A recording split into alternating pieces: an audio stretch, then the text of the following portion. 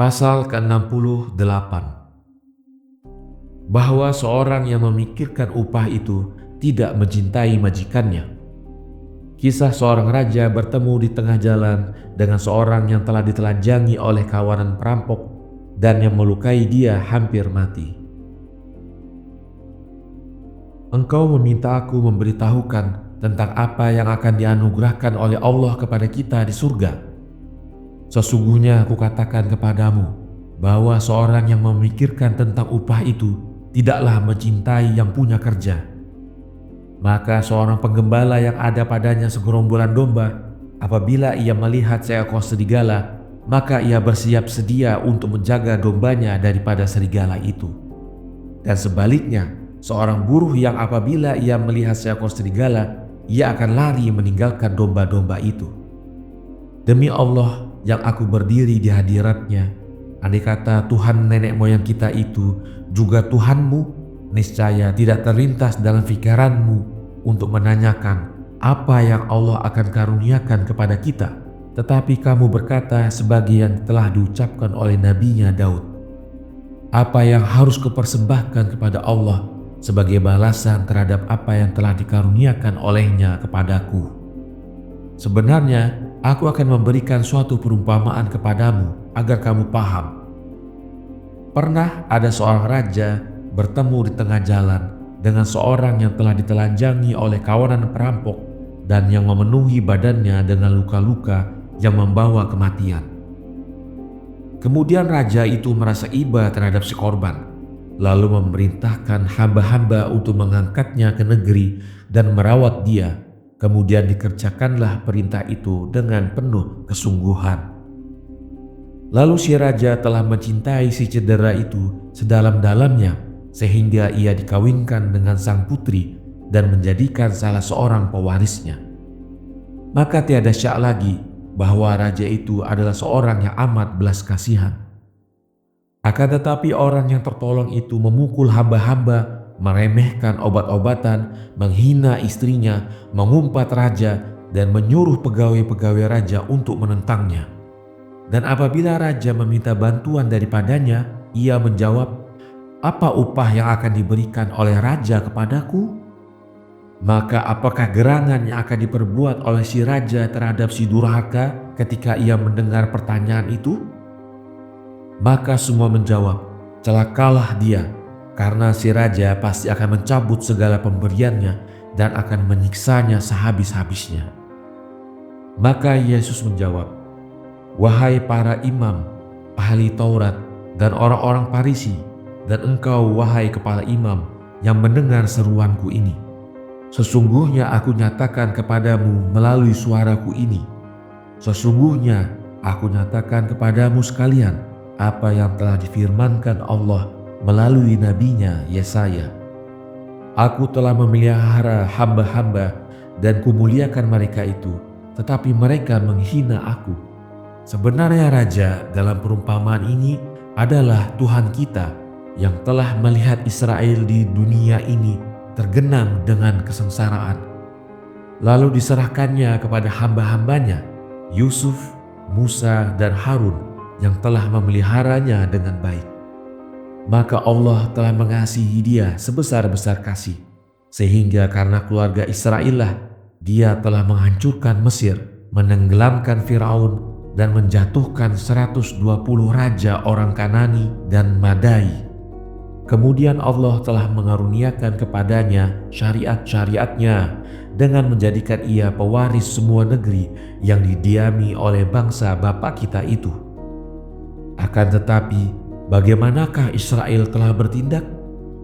Berapa ia telah membunuh dari para nabi-nabi? Berapa kali ia menajiskan nubuat? Betapa ia telah melanggar syariat Allah? Berapa dan berapa banyak orang telah berbalik daripada Allah?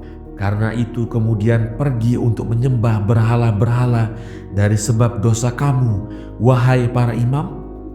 Maka betapa kamu telah menghina Allah dengan perbuatanmu itu.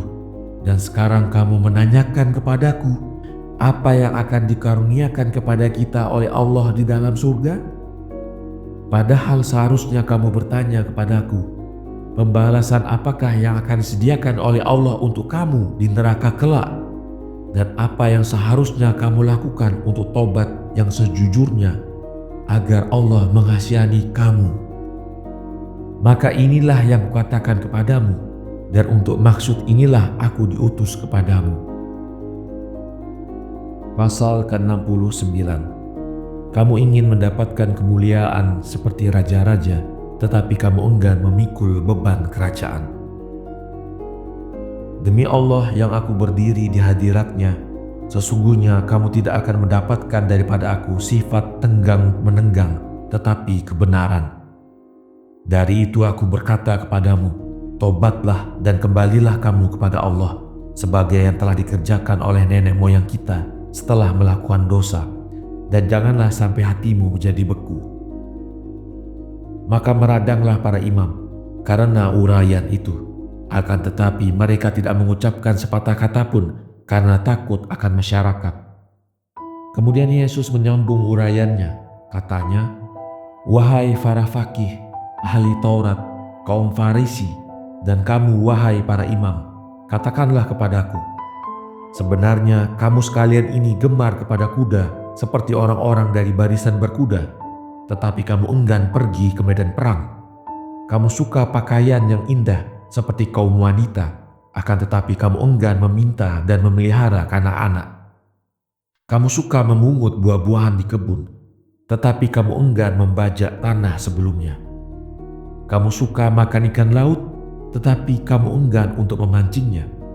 Kamu ingin mendapatkan kemuliaan seperti raja-raja, akan tetapi kamu enggan memikul beban kerajaan. Dan kamu maukan hasil-hasil cukai dari tanah seperti para imam, akan tetapi engkau enggan berkhidmat kepada Allah dengan sesungguhnya. Jika demikian, apakah gerangan yang akan diperbuat oleh Allah kepadamu? Sedang kamu di sini cuma maukan segala kebaikan tanpa sedikit pun kesulitan. Sebenarnya aku katakan kepadamu bahwa Allah akan memberikan kepadamu suatu tempat yang akan kamu jumpai di dalamnya segala kesusahan tanpa sedikit pun kesenangan." Dan ketika Yesus menyelesaikan uraiannya itu, telah dibawakan seorang yang kesurupan setan. Dia tidak berbicara, tiada melihat, dan tidak mendengar. Maka ketika Yesus melihat imam, menengadahlah ia ke langit. Katanya, "Ya Allah, Tuhan nenek moyang kami, kasihanilah orang yang sakit ini, dan anugerahilah ia kesembuhan, agar masyarakat ini mengetahui bahwa Engkau telah mengutus aku." Dan di waktu Yesus mengatakan demikian, dia menyuruh roh itu untuk pergi. Katanya, "Dengan kekuasaan nama Allah Tuhan kami, enyahlah wahai si jahat dari orang ini."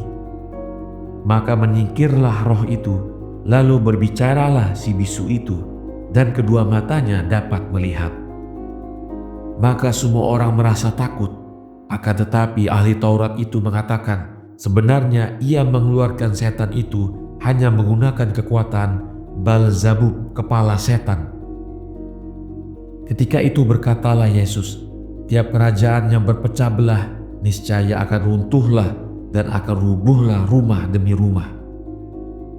Jika setan itu dikeluarkan dengan kekuatan setan, maka bagaimanakah kerajaannya bisa tetap?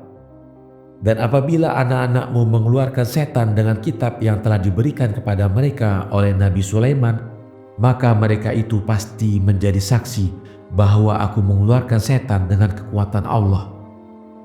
Demi Allah, sesungguhnya mencela Rohul Kudus itu tidak akan ada ampunan baginya, baik di dunia ini maupun di alam yang lain kelak. Karena si jahat itu mengutuk dirinya dengan pengertian dan kesadaran." Dan ketika Yesus mengatakan demikian itu, keluarlah ia dari bait Allah. Maka diagungkanlah dia oleh masyarakat ramai, karena mereka telah membawa semua orang sakit yang sempat mereka kumpulkan. Lalu sembahyanglah Yesus dan telah menyembuhkan mereka semuanya. Dari itu tentara Rom di Yerusalem pada hari itu mengobarkan fitnah kaum awam dengan godaan setan. Kata mereka, "Sesungguhnya Yesus itu adalah Tuhan Israel. Dia telah datang untuk menilik masyarakatnya."